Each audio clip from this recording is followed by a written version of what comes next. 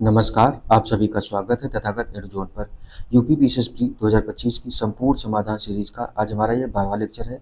इस सीरीज के तहत जो भी लेक्चर कराए जा रहे हैं वो UP PCS pre 2025, RO mains 2023 plus UP PGT या एलटी ग्रेड के अंदर जो एग्जाम होने वाला है उसके लिए भी जीएस के पोर्शन के लिए महत्वपूर्ण रहने वाले हैं। इसमें हम आज यूपी यानी कि यूपी स्पेशल की महत्वपूर्ण जो इंपॉर्टेंट घटनाएं हैं उनको देखेंगे, खास करके यूपी पीसीएस प्री के लिए जो भी इंपॉर्टेंट हो सकती है उनको देखा जाएगा। आप हमारा तथागत एडुज़ोन नाम से चैनल है, इसको सब्सक्राइब कर लीजिए तथा बेल आइकन दबाना ना भूलें, जिससे कि जो महत्वपूर्ण अपडेट्स और नोटिफिकेशन है आपको मिलती रहें। तो देखते हैं इसमें जो पहला हमारा दिया गया है वो दिया गया है यूपी की जो उत्तर प्रदेश स्पेशल में विभिन्न राज्यों से यूपी की जो जिले हैं उनकी सीमाएं जो लागू लगती है। इसमें दिया गया हिमाचल प्रदेश के किस जिले की सीमा लगती है? सहारनपुर से लगती है। हिमाचल प्रदेश से एकमात्र जिला जो लगता है वो सहारनपुर ही लगता है। हरियाणा से सहारनपुर लगता है, शामली लगता है, बागपत, गौतम बुद्ध नगर, अलीगढ़ और मथुरा लगता है। उसका राजस्थान से मथुरा लगता है, आगरा लगता है। मध्य प्रदेश से सोनभद्र, मिर्जापुर, प्रयागराज, चित्रकूट, बांदा, महोबा, झांसी, ललितपुर, आगरा, इटावा और जालौन। छत्तीसगढ़ से सोनभद्र जिला लगता है। सोनभद्र जो है यूपी का ऐसा जिला है जो 4 राज्यों से लगता है, तो छत्तीसगढ़ से लगता है और मध्य प्रदेश से भी लगता है। उसके बाद में झारखंड से भी लगता है और बिहार से भी लगता है। तो बिहार से महाराजगंज, कुशीनगर, देवरिया, बलिया, चंदौली, सोनभद्र, गाजीपुर और सोनभद्र। तो इस तरीके से 1, 2, 3, 4, 5, 6, 7 7 जिले जो हैं बिहार से लगते हैं और मध्य प्रदेश से सबसे ज़्यादा जिले लगते हैं। आई थिंक 11, 1, 2, 3, 4, 5, 6, 7, 8, 9, 10, 11 जिले टोटल लगते हैं। तो एमपी से 11 जिले लगते हैं और 7 लगते हैं इससे बिहार से। उत्तराखंड से कितने लगते हैं? तो सहारनपुर, मुजफ्फरनगर, बिजनौर, मुरादाबाद, रामपुर, बरेली और पीलीभीत। केंद्र शासित प्रदेश दिल्ली से कितने? तो गाजियाबाद एवं गौतम बुद्ध नगर 2 जिले लगते हैं। उसके बाद में देखेंगे, अब अगर नेपाल से भी देख लिया जाए तो नेपाल की जो सीमा है वो भी यूपी से लागू होती है। इधर ऊपर से देखेंगे पीलीभीत है, लखीमपुर खीरी है, उसका बहराइच है, फिर महाराजगंज है और इस तरीके से टोटल करीब 6-7 जिले लगते हैं नेपाल से भी। इसमें दिया नहीं, उसे देना चाहिए था, आगे हो सकता हो। फिर देखेंगे क्या है कि मृदा दी गई है यूपी के और नाम दिए गए। अन्य या स्थानीय नाम क्या-क्या है? खादर जो है इसको नवीन जलोढ़, कछारी या दोमट, मटियार, सिल्ट बलुआ के नाम से जाना जाता है। ये पीसीएस में क्वेश्चन पूछे जाते हैं। खादर ना दे करके इन नामों से क्वेश्चन पूछ लेता है, ये चीज़ है। बांगर को पुरानी जलोढ़ भी कहते हैं, उपहार मृदा भी कहते हैं, दोमट मिट्टी भी कहते हैं, मटियार बलुई दोमट भी कहते हैं। ये जो खादर और बांगर है, खादर उस मिट्टी को कहा जाता है जहाँ नदियाँ प्रतिवर्ष अपने बाढ़ से नई मिट्टी का निर्माण करती है, वो खादर होती है, एक उपजाऊ मिट्टी होती है। बांगर जो मिट्टी है ये ऐसे क्षेत्र हैं जहाँ पर नदियों का प्रतिवर्ष पानी नहीं पहुँच पाता है और ये पुरानी मिट्टी भी इसको कहा जाता है। तो ऊपर हाथ देखो मृदा कहा गया क्योंकि ऊपरी क्षेत्र में पाई जाती है जहाँ नदियों का पानी प्रतिवर्ष नहीं पहुँच पाता है। फिर नेक्स्ट है ऊसर जो भूमि है, ये इसमें कौन कौन सा नाम है? रेह है, बंजर तथा कल्लर कहा जाता है, लवड़ी तथा क्षारीय मृदा होती है। बलुई में जो मिट्टी होती है, ऊंचे टीले वाले भूर उसको कहते हैं। काली मृदा को रेगुर, करेल या कपास मृदा भी कहा जाता है। बुंदेलखंड जो है उस क्षेत्र की मिट्टियों में लाल मृदा है। परवा भी इसको कहते हैं। माड़ मिट्टी है, इसको माड़ भी कहा जाता है। राकड़ जो है राकड़ मृदा और भोटा मृदा, ये इस तरीके की बुंदेलखंड में जो मिट्टियाँ पाई जाती हैं, ये मेंस में इस तरीके से क्वेश्चन भी आता है वहाँ के मृदा संसाधन से लेकर के। फिर उत्तर प्रदेश की प्रमुख नदियाँ दी गई हैं, उनका उद्गम स्थल दिया गया है, कुल लंबाई कितनी है? तो गंगा नदी जो है ये उत्तराखंड के उत्तरकाशी जिले से गंगोत्री यमुना से निकलती है। कुल लंबाई कितनी है? 2525 किलोमीटर लंबी है। यमुना नदी जो है ये उत्तराखंड के उत्तरकाशी जिले से यमुनोत्री यमुना से निकलती है, 1384 किलोमीटर लंबी है। फिर घाघरा जो है ये तिब्बत से निकलती है और 1080 किलोमीटर लंबी है। तो ये जो यूपी में बहने वाली ऐसी नदी है जो कहाँ से निकलती है? तिब्बत से निकलने वाली घाघरा नदी है। ये पूछा जा सकता है क्योंकि ये नेपाल ना होकर के तिब्बत से आती है। फिर चंबल नदी जो है मध्य प्रदेश के महू जिले से निकलती है। महू जिले में जना पाव पहाड़ी है, वहाँ से निकलती है, तो 965 किलोमीटर लंबी नदी है। फिर नेक्स्ट हो जाएगा, ये राप्ती नदी दी गई है, ये नेपाल से निकलती है और 640 किलोमीटर यूपी में बहती है। फिर बेतवा नदी मध्य प्रदेश से निकलती है, ये 590 किलोमीटर लंबी नदी है। उसके बाद में गोमती नदी जो है ये उत्तर प्रदेश से निकलती है, फुलर झील से, पीलीभीत जिला है वहाँ से निकलती है, 940 किलोमीटर लंबी नदी है। हमने मध्य प्रदेश ये जो चंबल नदी इसका गलत बता दिया क्योंकि बेतवा नदी जो है ये नहीं सटीक है, चंबल नदी है यार, सॉरी, सही है। फिर केन नदी जो है ये मध्य प्रदेश से निकलती है, 427 किलोमीटर लंबी है। नेक्स्ट देखेंगे कौन सी दिया गया, सोन नदी है, ये भी मध्य प्रदेश से निकलती है और 780 किलोमीटर लंबी है। रामगंगा नदी जो उत्तराखंड से निकलती है और 696 किलोमीटर लंबी है। कन्नौज में गंगा नदी से मिल जाती है। टोंस नदी मध्य प्रदेश से निकलती है, 264 किलोमीटर लंबी है। शारदा नदी जो है उत्तराखंड से निकलती है और 350 किलोमीटर लंबी है। उत्तर प्रदेश में स्थित प्रमुख झीलें दी गई हैं। तो झील दी गई और उनका स्थान कहाँ है। पहली है केठम झील, सूर सरोवर भी इसको कहते हैं, ये आगरा में स्थित है। ये इससे क्वेश्चन खूब आते हैं यूपी में, यूपी स्पेशल वाले में। गौर झील रामपुर में है। बड़ा ताल इसको गोकुर झील है, वो शाहजहाँपुर में है। फिर बरुआ सागर झांसी में है। कुंद्रा समुंदर उन्नाव में है। मदन सागर महोबा में है। टांडा दरी जो है ये दरारगढ़ झील है, तो इसको ये मिर्जापुर में है। बेला सागर ये कृत्रिम झील है, महोबा में है। उसके बाद में चितौरा झील जो है बहराइच में है। दरबन झील जो है अम्बेडकर नगर में है। उसके बाद में सुरहाताल बलिया की है। जयप्रकाश नारायण पश्चिम बिहार भी वहाँ है। करेला झील लखनऊ में है। समसपुर जो है रायबरेली में है। राधाकुंड मथुरा में है। बालापारा कानपुर नगर में है। उसके बाद राजा का बांध ये सुल्तानपुर में है। औंधी ताल जो है वाराणसी में है। मोती झील कानपुर नगर में है। रामगढ़ ताल ये गोरखपुर में है। शेखा झील जो है ये अलीगढ़ में है। तो इस तरीके से जो महत्वपूर्ण झील थी यूपी की ये दी गई हैं। फिर उत्तर प्रदेश के प्रमुख बांध दिए गए हैं। तो गोविंद वल्लभ पंत सागर जो बांध है ये रिहंद नदी पर है। रिहंद बांध भी इसको कहते हैं, रिहंद नदी पर है। स्थित कहाँ है, तो पिपरी जो है सोनभद्र में स्थित है। नेक्स्ट है ओबरा जो है ये भी रिहंद नदी पर है। रावर्सगंज सोनभद्र में ये भी स्थित है। उसके बाद माता टीला जो बांध है ये बेतवा नदी पर है, ये ललितपुर जिले में है। मूसाखंड जो बांध है ये कर्मनाशा नदी पर चंदौली में स्थित है। जिरगो बांध जो है जिरगो नदी पर, ये मिर्जापुर में है। आरौरा बांध ये कराई नदी पर है, मिर्जापुर में है। मेजा बांध जो है ये बेलन नदी पर है, मिर्जापुर में, ये भी मिर्जापुर में है। फिर अधवा बांध है, अधवा नदी पर है, ये मिर्जापुर में है। सिरसी जो है ये बखेर में है, बखेर नदी पर है और मिर्जापुर में स्थित है। उसके बाद परीक्षा बांध जो है ये बेतवा नदी पर है और झांसी में स्थित है। गढ़वा बांध जो है ये गढ़वा नदी पर है, चित्रकूट में स्थित है। फिर जामिनी बांध जो है ये ललितपुर में स्थित है। रोहिणी बांध जो है रोहिणी नदी पर ललितपुर में स्थित है। नेक्स्ट है शहजाद बांध जो है ये शहजाद नदी ललितपुर में स्थित है। गोविंद सागर जो बांध है ये शहजाद नदी पर, ये भी है, ललितपुर में स्थित है। सजनाम जो है ये सजनाम नदी पर ललितपुर में है। ये गोविंद सागर को बांध दिया गया है, ये शहजाद नदी पर। गोविंद वल्लभ पंत सागर जो है वो रिहंद नदी पर है, वो अलग है। राजघाट परियोजना जो है ये बेतवा नदी पर है, ललितपुर में ये भी है। मौधा जो बांध है ये बिरमा नदी पर है, हमीरपुर में है। सुकमा रुकमा बांध ये बेतवा नदी पर है, झांसी में है। उसके बाद चंद्रप्रभा जो बांध है ये चंद्रप्रभा नदी पर है और चकिया चंदौली में स्थित है।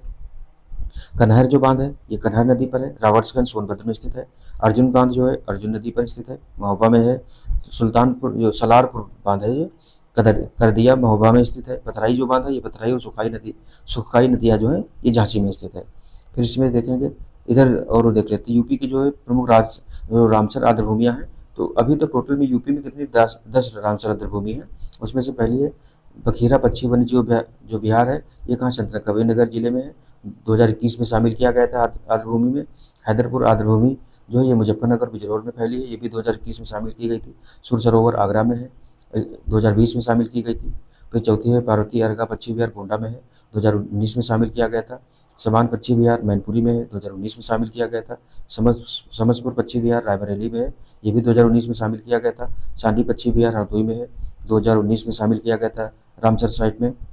नवाबगंज पक्षी विहार उन्नाव में है, ये 2019 में ये भी शामिल किया गया था। सरसई नावर झील इटावा में है, 2019 में शामिल की गई थी।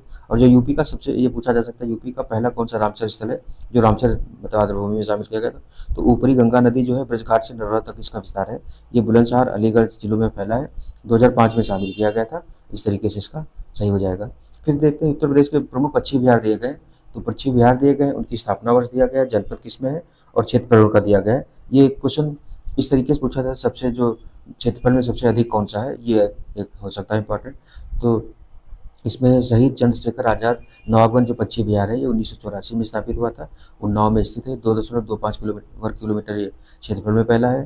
फिर समसपुर जो पक्षी विहार है ये 1987 में स्थापित हुआ था, रायबरेली में है। 7.99 वर्ग किलोमीटर में विस्तार है इसका। लाख बहोसी पक्षी विहार जो है 1988 में स्थापित हुआ था, कन्नौज में है और 80.24 किलोमीटर वर्ग में फैला है।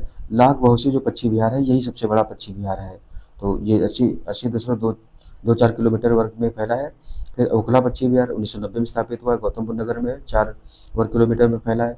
बखीरा पक्षी वन्यजीव विहार है, ये 1990 में स्थापित हुआ, संत कबीर नगर जिले में है, 28.94 वर्ग किलोमीटर में फैला है। सांडी पक्षी विहार 1990 में स्थापित हुआ, हरदोई में है, 3.09 वर्ग किलोमीटर में फैला है। फिर डॉक्टर भीमराव अम्बेडकर जो पक्षी विहार है ये प्रतापगढ़ में है, 2003 में स्थापित हुआ है, 4.27 वर्ग किलोमीटर में फैला है। शेखा झील पक्षी विहार जो है 2016 में स्थापित हुआ था, अलीगढ़ में है। और 0.4040 वर्ग किलोमीटर क्षेत्र में फैला है। समान पक्षी विहार ये 1990 में स्थापित हुआ है। मैनपुरी में है, 5.25 वर्ग किलोमीटर में फैला है। जयप्रकाश नारायण, इसको सुरहाताल पक्षी विहार भी कहते हैं, तो 1991 में स्थापित हुआ था, बलिया में है और 34.32 वर्ग किलोमीटर में फैला हुआ है। फिर सुर सरोवर पक्षी विहार ये आगरा और इटावा में है, 1991 में स्थापित हुआ था, 3 वर्ग किलोमीटर में फैला हुआ है। भारतीय अर्गा पक्षी विहार ये गोंडा में है, 1990 में स्थापित हुआ था, 10.84 वर्ग किलोमीटर में फैला हुआ है। अगला है विजय सागर पक्षी विहार, 1990 में स्थापित हुआ था, महोबा में है और 2.62 वर्ग किलोमीटर में फैला है। फिर अगला पटना पक्षी विहार ये एटा में है, 1990 में स्थापित हुआ था, 1.09 वर्ग किलोमीटर में ये फैला हुआ है। नेक्स्ट उत्तर प्रदेश के वन्यजीव विहार दिए गए हैं, तो इनको भी देखते हैं। उत्तर प्रदेश के वन्यजीव विहार दिए गए हैं, इसमें दिया गया वन्यजीव विहार का नाम, स्थापना दिया गया है, क्षेत्रफल कितना है और वर्ग उसका जो संबंधित जिला है उनसे जो संबंधित पशु पक्षी हैं उनको दिया गया है। तो इसमें देखेंगे चंद्रप्रभा वन्यजीव विहार जो है ये कहाँ 1957 में स्थापित हुआ था, 78 वर्ग किलोमीटर में फैला है, चंदौली जिला में स्थित है। इसमें चिंकारा है, सांभर है, भालू है, तेंदुआ है, विभिन्न तरह के पक्षी आदि पाए जाते हैं। किशनपुर वन्यजीव विहार है ये 1972 में स्थापित हुआ था, 203.41 वर्ग किलोमीटर में फैला है, लखीमपुर खीरी में स्थित है। चीतल, तेंदुआ, हिरन, बारहसिंगा आदि जानवर इसमें पाए जाते हैं। करतनिया वन्यजीव विहार जो है ये 1976 में स्थापित हुआ था, 400 वर्ग किलोमीटर फैला है, ये बहराइच जिले में है। तेंदुआ, शेर, चीतल, प्रवासी पक्षी आदि इसमें पाए जाते हैं। रानीपुर वन्यजीव विहार 1977 में स्थापित हुआ है, 230 वर्ग किलोमीटर में फैला है। चित्रकूट में है ये, तेंदुआ, काला हिरन, चिंकारा आदि इसमें पाए जाते हैं। महावीर स्वामी वन्यजीव विहार जो है इसमें कौन कौन से पाए जाते हैं, तो 1977 में स्थापित हुआ था, 5.4541 वर्ग किलोमीटर में फैला है, ललितपुर जिले में स्थित है। बंदर, मोर, तेंदुआ, काला हिरन, फिर चिंकारा आदि इसमें जानवर और पक्षी पाए जाते हैं। उसका राष्ट्रीय चंबल वन्यजीव विहार 1979 में स्थापित हुआ है, 635 वर्ग किलोमीटर में फैला हुआ है। आगरा एवं इटावा में विस्तार है इसका। घड़ियाल, मगरमच्छ, डॉल्फिन, प्रवासी पक्षी आदि पाए जाते हैं। कैमूर वन्यजीव विहार जो 1982 में स्थापित हुआ है, 500.73 वर्ग किलोमीटर में क्षेत्र में फैला है। मिर्जापुर एवं सोनभद्र में दोनों में इसका विस्तार है। तेंदुआ है, चिंकारा है, काला हिरन है, भालू आदि पाए जाते हैं इसमें। हस्तिनापुर वन्यजीव विहार राज्य वन्यजीव है, बारहसिंगा अभ्यारण्य के रूप में मान्यता इसको प्राप्त है, 1986 में स्थापित हुआ था, 1159 वर्ग किलोमीटर में फैला है। फिर मेरठ, हापुड़, बिजनौर, अमरोहा, मुजफ्फरनगर ये 4-5 जिलों में इसका क्षेत्र है। लकड़बुग्गा इसमें आता है, बारहसिंगा, मगरमच्छ, चीतल ये सारे पाए जाते हैं। सुहागी बरवा वन्यजीव विहार जो है 1987 में स्थापित हुआ था, जो 428 वर्ग किलोमीटर फैला है, महाराजगंज में है ये। चीतल, शेर आदि इसमें पाए जाते हैं।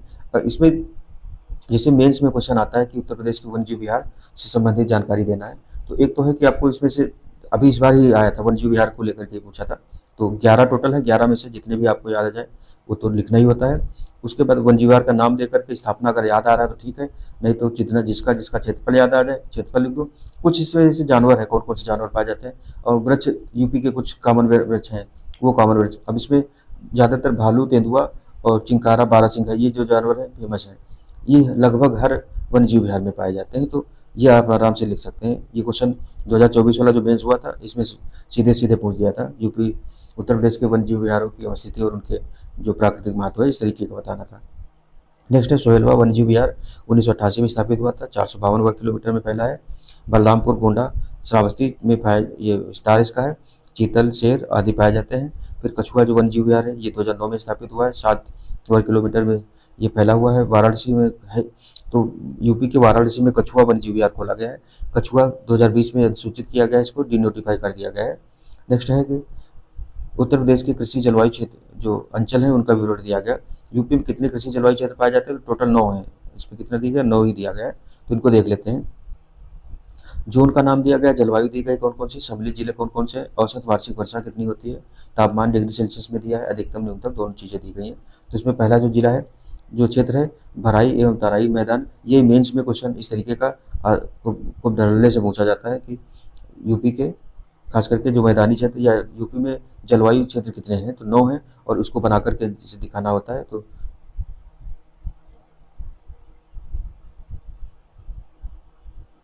इस तरीके से उतना अच्छा नहीं बन पा रहा है, मेंस के टाइम ज़्यादा अच्छा बन जाता था वैसे ही। तो इसमें कह रहा है भाबर एवं तराई जो क्षेत्र है, ये भाबर एवं तराई क्षेत्र इस तरीके से विस्तार हो जाएगा इसका। इसकी जो है जो जलवायु उपोष्ण पाई जाती है, विभिन्न जिलों में इस क्षेत्र में इसका विस्तार है। फिर औसत वार्षिक वर्षा 1400 मिलीमीटर तक होती है।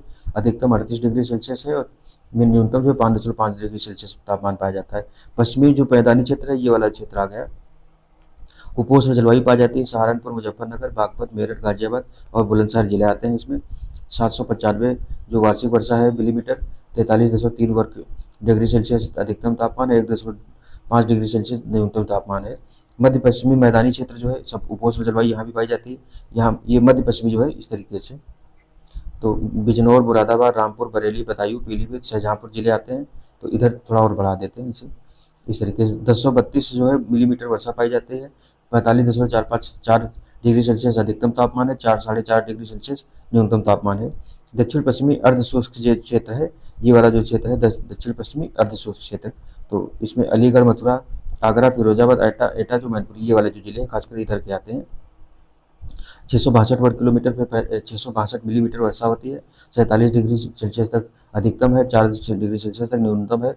मध्य मैदानी क्षेत्र जो है ये लखनऊ और इसके आसपास वाला जो क्षेत्र है इसमें शामिल होता है। तो इसमें अर्धशुष्क जलवायु पाई जाती है।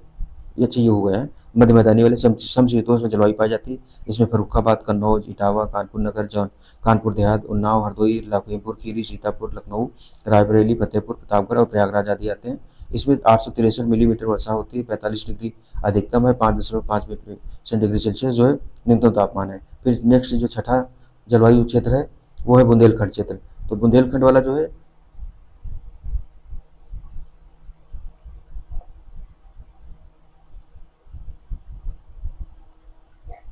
ये जो क्षेत्र है पूरा, ये बुंदेलखंड वाला जो क्षेत्र है, तो इसमें क्या है कि अर्धशुष्क जलवायु पाई जाती है। इसमें ललितपुर, झांसी, जालौर, हमीरपुर, महोबा, बांदा, चित्रकूट जिले पाए जाते हैं। 867 मिलीमीटर वर्षा होती है। 47.8 डिग्री सेल्सियस तक अधिकतम तापमान है, 3 डिग्री सेल्सियस जो है न्यूनतम तापमान है। उत्तर पूर्वी जो मैदान है, ये वाला जो क्षेत्र पूरा दिया गया है, तो इसमें समशीतोष्ण जलवायु पाई जाती है। इसमें बहराइच ऐसे है, बहराइच, बलरामपुर, गोंडा, सिद्धार्थनगर, बस्ती, महराजगंज, गोरखपुर, कुशीनगर, देवरिया जिले शामिल है। 1240 मिलीमीटर वर्षा होती है। 44.2 डिग्री सेल्सियस अधिकतम तापमान है, 4.9 डिग्री सेल्सियस न्यूनतम तापमान है। फिर पूर्वी मैदानी क्षेत्र दिया गया है, तो ये उत्तर पूर्वी था, खास करके हम इधर तक नीचे नहीं आना था। फिर पूर्वी मैदानी क्षेत्र में ये वाला हो जाएगा। तो समशीतोष्ण जलवायु यहाँ भी पाई जाती है। बाराबंकी, अयोध्या है, सुल्तानपुर है, जौनपुर है, आजमगढ़ है, बलिया, गाजीपुर, वाराणसी, भदोही जिले शामिल हैं।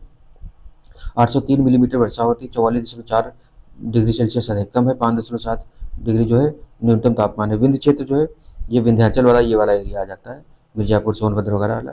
जिस विंध्य क्षेत्र में समशीतोष्ण जलवायु पाई जाती है। मिर्जापुर और सोनभद्र जिले आते हैं। 1134 मिलीमीटर वर्षा होती है।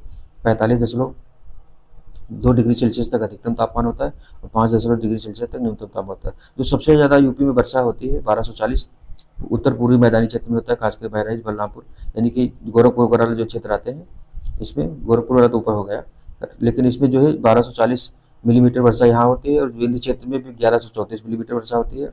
सबसे 1400 जो मिलीमीटर वर्षा है भाबर एवं तराई क्षेत्र में, ये जो दी गई है इस तरीके से। तो टोटल 9 जलवायु क्षेत्र है। ये मेंस और प्री दोनों में क्वेश्चन पूछा जाता है। यहाँ यूपी की प्रमुख जल विद्युत परियोजना जो है इनसे देख लेते हैं। प्रमुख जल विद्युत परियोजना दी गई, नदी दी गई, स्थान दिया गया है। खारा जल विद्युत परियोजना जो है ये असर नदी पर है, सहारनपुर में स्थित है। माता टीला जल विद्युत परियोजना बेतवा नदी पर, ललितपुर में है। निर्गजनी चिंतरौरा ऊपरी गंगा नहर में है, ये गंगा नदी पर, मुजफ्फरनगर में है। सलवा भोला ऊपरी गंगा नहर पर है, ये गंगा नदी पर, मेरठ में है। फिर ओबरा जो है रेंद्र नदी पर है, सोनभद्र में स्थित है। फिर राजाघाट परियोजना बेतवा नदी पर, ललितपुर में स्थित है। रिहंद परियोजना निरहन नदी पर, सोनभद्र में स्थित है। बेलका है, बाबैल है, पूर्वी यमुना नहर पर स्थित ये है, यमुना नदी पर है, सहारनपुर में स्थित है। शीतला जो जल परियोजना है ये बेतवा नदी पर, झांसी में स्थित है। नेक्स्ट देखेंगे प्रमुख लोक नृत्य दिए गए यूपी के कौन कौन से हैं, तो इसमें देखते हैं चरकुला जो है ये ब्रजभूमि क्षेत्र से रिलेटेड है। पाई डंडा बुंदेलखंड से क्षेत्र से है। राई जो है ये भी बुंदेलखंड का लोक नृत्य है। उसके बाद दीपावली बुंदेलखंड में मनाया जाता है। सहरा नृत्य ये भी बुंदेलखंड का है। कार्तिक गीत ये भी बुंदेलखंड क्षेत्र का है। कर्मा मिर्जापुर और सोनभद्र यानी कि विंध्य क्षेत्र का ये है। फिर चौरसिया जो है जौनपुर में मनाया जाता है। उसका नटवरी जो है पूर्वी उत्तर प्रदेश में मनाया जाता है। लोक नृत्य दिए गए, प्रमुख लोकगीत दिए गए। तो यूपी के प्रमुख लोकगीत कौन कौन से हैं?